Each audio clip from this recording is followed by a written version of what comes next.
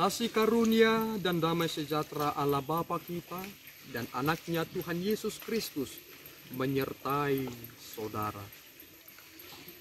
Amin. Shalom, saudara-saudari yang terkasih di dalam nama Tuhan Yesus Kristus. Senang bisa menyapa kembali saudara-saudari dalam dimensi yang berbeda tetapi dalam dunia yang sama.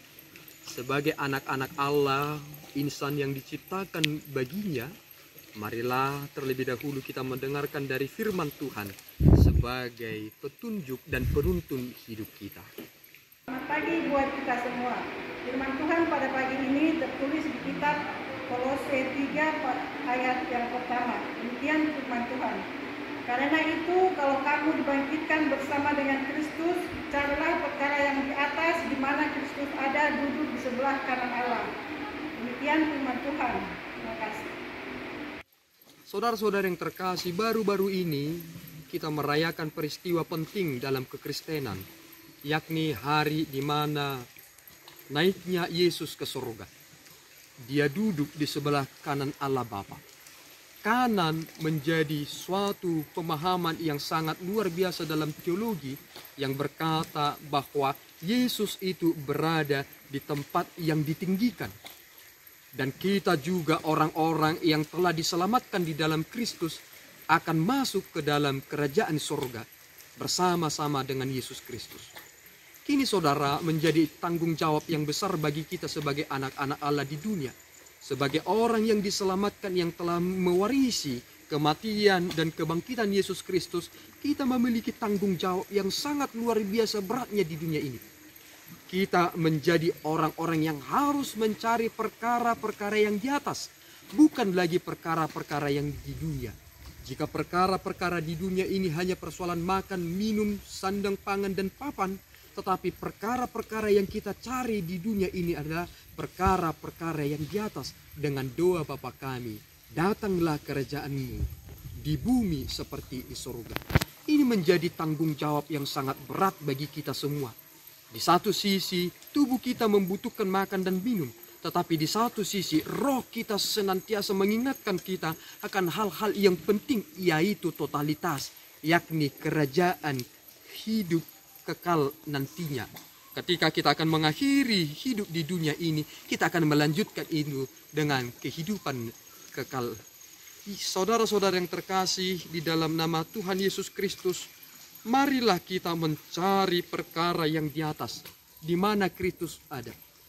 Sekarang bukan lagi waktunya kita terlena dengan dunia ini. Ketika dunia ini menawarkan hingar-bingar kehidupan, kini kita harus membatasi diri kita supaya menjadi orang-orang yang luar biasa. Ada salah seorang tokoh perjanjian lama yang menjadi luar biasa. Namanya adalah Daniel. Saudara tahu mengapa Daniel menjadi tokoh yang luar biasa di perjanjian lama? Salah satu menjadikan Daniel menjadi luar biasa adalah ketika dia bisa membatasi dirinya. Kini saudara, ketika dunia menawarkan berbagai macam hal kepada saudara, batasi diri saudara. Katakan, aku yang hidup sekarang ini adalah hidup di dalam Kristus. Sehingga kita akan berkata, bagiku hidup adalah Kristus, mati adalah keuntungan. Jika mati adalah keuntungan, maka saya berkata kepada saudara, maka beranilah hidup menjadi lebih baik. Sama seperti Yesus Kristus hidup. Tuhan memampukan saudara dalam tuntunan Roh Kudus-Nya. Amin, kita berdoa.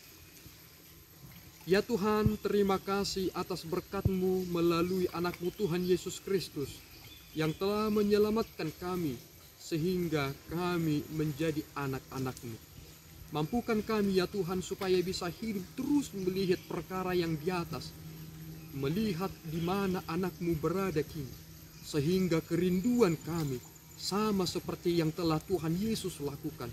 Ketika kami hidup ya Bapa, kuatkan kami sehingga kami tidak diombang-ambingkan oleh arus duniawi, tetapi kami dapat berkata bahwa kami kini hidup di dalam kuat kuasa-Mu. Hanya di dalam nama Tuhan Yesus Kristus kami serahkan tubuh, roh, dan jiwa kami sepenuhnya hidup dalam tuntunan-Mu. Anugerah Tuhan kita Yesus Kristus, kasih setia Allah Bapa, dan persekutuan Roh Kudus menyertai saudara.